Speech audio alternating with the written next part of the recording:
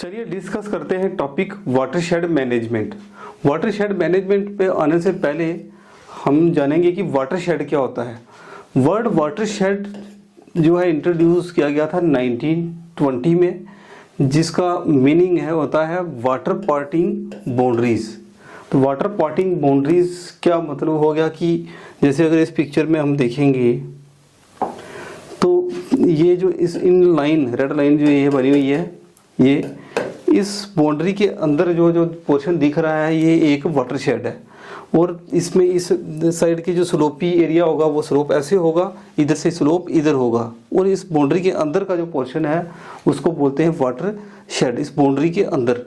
और इस साइड जो है वो स्लोप इस साइड होगा उसका और डिफरेंट साइड होगा, तो वो एक अलग वाटर शेड बनेगा।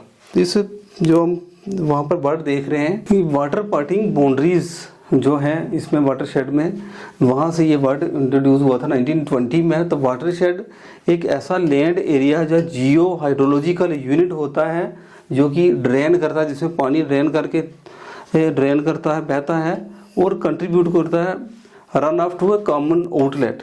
तो हम देख पाते हैं कि ऐसे एक पोर्शन होगा ये और इस तरीके के वाटर शेड, और इसमें पानी एक कॉमन आउटलेट में जाएगा एक में, और दूसरी साइड दूसरा वाटर शेड बनेगा, और इस तरीके से छोटे छोटे वाटर शेड करके इंटायर बड़ा वाटर शेड भी बनता है।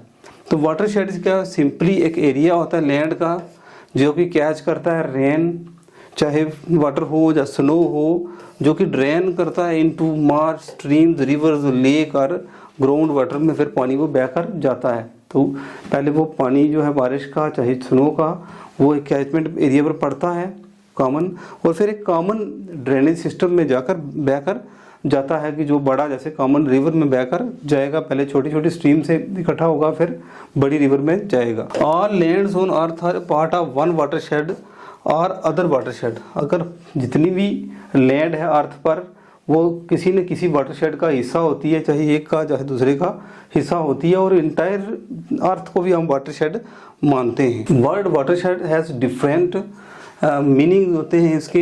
ये अगर ब्रिटिश की लैंग्वेज में देखें तो उनके हिसाब से जो है रिज लाइन और a line which shows slope into two different direction on its either sides. तो ये जिसमें वाटरशेड में क्या होता है कि रिज लाइन होती हैं, जिसमें क्या होता है कि उनकी डायरेक्शन जो स्लोप्स की होती है वो आइदर साइड होती है। जैसे हम पिक्चर में देख पा रहे हैं कि ये रिज लाइन, ये है रिज लाइन, ये जो लाइन देख पा रहे हैं, और इसका स्लोप का जो डायरेक्शन ऐसे है, और उस लाइन के उस साइड जो है उसका डायरेक्शन उस साइड होगी, उल्टी साइड होगी। तो वो ब्रिटिश में इसका मीनिंग है। दूसरा क्या है कि one water shade is separated from another by a natural boundary.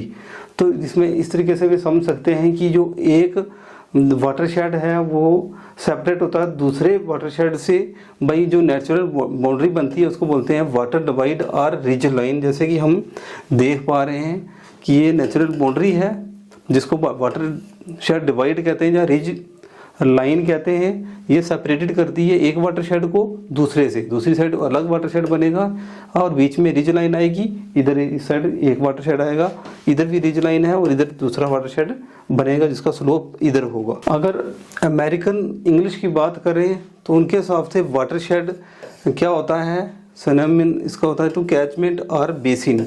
उनके हिसाब से वाटर शेड को मानते हैं वो किसी तरह का कैचमेंट और बेसिन, बट एक्चुअली जो है कैचमेंट और बेसिन जो है वो अलग चीज़ होती है। और इसमें जो है बहुत सारे वीडियो लेक्चर भी मैंने देखे और जानना चाहा कि रिवर बेसिन और वाटर शेड सेम होते हैं या डिफरेंट होते हैं, और कुछ कहीं भी जाकर कोई आंसर नहीं मिला। फिर जाकर मैंने एक्सटेंसिव स्टडी करके जाना कि वाटर शेड और रिवर बेसिन में डिफरेंस होता है, कैचमेंट एरिया में अलग से डिफरेंट होता है, जो कि आगे जाकर हम इस लेक्चर में पढ़ेंगे। तो the water eventually flows through the various drainage channel. जब वाटर की बात करते हैं जो आप बारिश का हो, स्नोफॉल का हो, वो बहुत सारे चैनल्स के थ्रू फ्लो करता है और फिर मर्ज होता जाता है और थ्रू एक कॉमन आउटलेट के थ्रू एक बड़े वाटर बॉडी में जाता है। तो ये वाटर शेड की हम पिक्चर देख पा रहे हैं।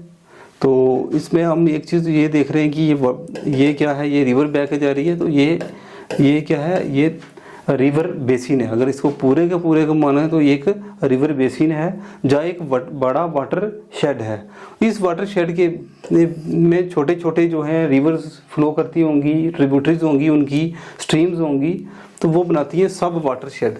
तो इसी रिवर बेसिन में कुछ बड़े वाटर शेड होंगे, ये कुछ छोटे वाटर शेड भी होंगे, जिनको इन वाटर शेड्स को बोलते हैं सब वाटर शेड। और ओवरऑल भी जो है ये एक बड़ा वाटर शेड बन रहा है। इस टॉपिक में वाटर शेड में सबसे ज़्यादा जो कन्फ्यूज़न होती है वो होती है रिवर बेसिन, वाटर शेड और कैचमेंट एरिया में क्या डिफरेंस होता है, या ये सिमिलर चीज़ होती हैं। तो इनमें असल में क्या होता है कि डिफरेंट चीज़ें हैं, ये तीनों के तीनों डिफरेंट इसमें डिफरेंस है।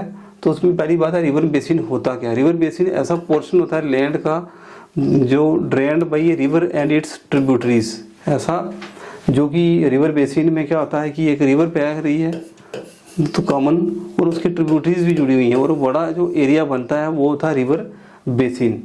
जबकि जो वाटर शेड होता है वो क्या होता है, स्मॉलर एरिया ऑफ लैंड होते हैं, जो छोटे छोटे एरिया भी होंगे इधर बीच में, जो कि रिज लाइन बनी होंगी, और उसके इस साइड भी इधर भी छोटे सब वाटर शेड भी होंगे, वो भी रिवर बेसिन का ही हिस्सा होंगे। और ओवरऑल ये रिवर बेसिन जो बनेगा वो भी एक वाटर शेड होगा। लेकिन क्या है कि इसी में बहुत सारे, एक रिवर बेसिन में बहुत सारे वाटर शेड होंगे जिनको हम सब वाटर शेड भी कहते हैं, और इंटायर रिवर बेसिन क्या है वो भी एक वाटर शेड होता है। और in a river basin all the water drains to a large river. River basin में क्या होता है कि ये पहले छोटी ट्रिब्यूटरीज के थ्रू वाटर फ्लो करके एक बड़ी रिवर में आता है, और वो बड़ा जो है रिवर बेसिन बनाता है, जैसे कि गंगा रिवर बेसिन वगैरह एग्जाम्पल हो गया। जबकि जो वाटर शेड है there are smaller watershed within a river basin. अब रिवर बेसिन में ही छोटे छोटे वाटर शेड भी होते हैं, बड़े भी वाटर शेड होंगे, ओवरऑल बहुत सारे वाटर शेड होंगे एक रिवर बेसिन में। तो कैचमेंट एरिया क्या होता है, इसमें भी थोड़ा सा डिफरेंस है कि कैचमेंट एरिया जो है जहाँ पर वाटर कलेक्ट होता है, ऐसा एरिया जहाँ पर वाटर क्या होता है कलेक्ट होता है। जैसे रेनफॉल होगी तो रूफ पर पड़ रही है तो रूफ क्या हो गया कैचमेंट एरिया, लेकिन रूफ से नीचे नहीं आएगी, ये वहाँ पर रूफ में रहेगी और पड़ेगी, जहाँ पर डायरेक्ट कंटैक्ट होगा सबसे पहले वो कैचमेंट एरिया होगा। तो वो कलेक्टेड होगी स्पेसिफिक एरिया में जिसको बोलते हैं कैचमेंट एरिया। रिवर बेसिन की बात करें तो इसमें सरफेस एरिया और सब सरफेस एरिया दोनों, ग्राउंड वाटर तक और सरफेस एरिया दोनों इंक्लूडेड होते हैं रिवर बेसिन में। रिवर के में जो फ्लो करता है वाटर और ग्राउंड वाटर दोनों जो उस पोर्शन में जो होते हैं वो रिवर बेसिन का हिस्सा होते हैं। जबकि ये जो कैचमेंट एरिया होता है ये सिर्फ सरफेस वाटर इसमें इंक्लूडेड होता है, सब सरफेस वाटर इंक्लूड नहीं होता, क्योंकि बारिश जो डायरेक्ट कंटैक्ट में आती है जो सरफेस पर वही होता है कैचमेंट एरिया। तो बोथ रिवर बेसिन और वाटर शेड्स जो है एरिया लैंड एरिया होते हैं जो कि ड्रेन किए जाते हैं एक वाटर बॉडी के थ्रू, जैसे कि लेक, स्ट्रीम्स, रिवर और एस्चुरीज जो है। इस पिक्चर में हम अब देख पा रहे हैं कि ये जो ड्रेनेज बेसिन है दो तरह की स्ट्रीम्स यहाँ पर फ्लो कर रही हैं। ये स्ट्रीम ए है, ये वाली हम देख पा रहे हैं कि छोटी ट्रिब्यूटरीज आकर कर रही हैं और आकर बड़ी रिवर में जो बड़े स्ट्रीम में आकर मिल रही हैं। दूसरी तरफ है स्ट्रीम बी जो कि, और इसमें जो ये वाला पोर्शन है, ये वाला पोर्शन, तो इसमें क्या है, इसको बोलते हैं ड्रेनेज डिवाइड और रिज लाइन, ये वाला पोर्शन। तो इसमें इसका स्लोप इधर है और इधर इसका वाला इधर है।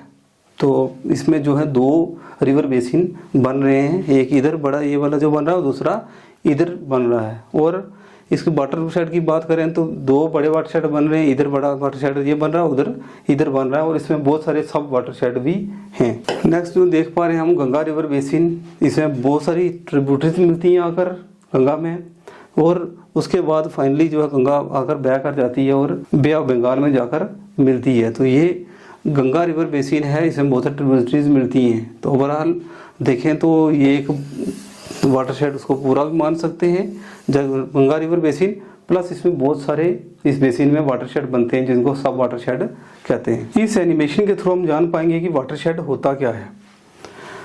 ये रेनफॉल हो रही है और जहाँ पर ये रेनफॉल जो है, रेन का जो बारिश का पानी पड़ रहा है उस पोर्शन को बोलते हैं कैचमेंट। और ये एक रिवर देख पा रहे हैं हम, तो रिवर का जो है ये छोटी पहले स्ट्रीम्स और छोटी जो रिवर्स हैं, ट्रिब्यूटरीज हैं, वो मिलकर एक बड़ी रिवर में पानी सारा आ रहा है। तो ये जो सारा पोर्शन है रिवर का, इसको बोलते हैं रिवर बेसिन, जिसमें बहुत सारी जो है स्ट्रीम्स और ट्रिब्यूटरीज जो हैं वो भी इंक्लूडेड हैं। तो ये सारा पोर्शन जो दिख रहा है ये रिवर बेसिन है, जो बड़ा पोर्शन है। तो इसमें रिवर बेसिन में जो सरफेस वाटर है, जो कि कैचमेंट एरिया जहाँ पर बारिश पड़ रही है वो भी, और सब सरफेस वाटर जो अंडरग्राउंड वाटर है वो भी इंक्लूडेड होता है रिवर बेसिन में। अब वाटरशेड क्या है, उसमें क्या डिफरेंस है कि रिवर बेसिन को हम पूरे को हम वाटरशेड भी कह सकते हैं। वाटरशेड और रिवर बेसिन में फ़र्क क्या है कि इसमें जो सब वाटरशेड भी होंगे, छोटे छोटे पोर्शन भी होंगे, कुछ एक स्ट्रीम का भी वाटरशेड बन सकता है छोटा, या किसी रिवर की ट्रिब्यूटरी का भी जो है वाटरशेड बन सकता है, जो कि तो वाटरशेड ओवरऑल भी क्या है, रिवर बेसिन को हम वाटरशेड कह सकते हैं। लेकिन इनके साथ साथ इसके जो स्ट्रीम्स हैं, इनकी ट्रिब्यूटरीज हैं, वहाँ पर भी वाटरशेड होंगे जिनको हम सब वाटरशेड भी कह सकते हैं। तो वाटरशेड को हम छोटा से छोटा भी होता है और एंटायर अर्थ को भी हम वाटरशेड मान सकते हैं। लेकिन ये एक रिवर, एक पार्टिकुलर रिवर होगी, जैसे गंगा रिवर अगर मानते हैं हम, तो ये गंगा रिवर का बेसिन हम कह सकते हैं। तो ये पार्टिकुलर एक रिवर का बेसिन है। लेकिन वाटरशेड जो है वो बड़ा भी हो सकता है और छोटा भी हो सकता है। ये जो है डिफरेंस है जो कि इसमें हम देख पा रहे हैं। This is all about the topic. Thank you.